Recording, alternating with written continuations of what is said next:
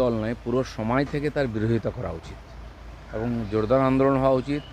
আর এইরকম ঘটনা পরপর ঘটছে, এরপরে সরকারের ক্ষমতায় থাকার কোনো অধিকার নেই। কেন্দ্রীয় ফায়ার ফাইটিং টিম এয়ারপোর্টে নামছে, কীভাবে দেখছি?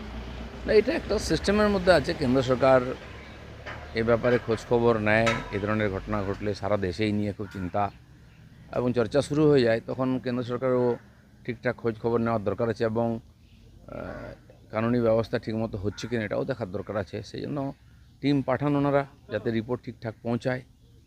গ্রুপ সিডি এর আজকে বিকাশ ভবনে যাত্রা, কারণ তাদের জানিয়েছে যে সোমবার তাদের একটা মানে নির্দিষ্ট একটা পথ দেখাবে। তো কি বলবে গ্রুপ সিডি? পথ তো সরকার দেখাবে, সরকার তো শুনতেই চাইছে না কিছু। কোর্ট কাচারি চলছে আর আন্দোলনও চলছে।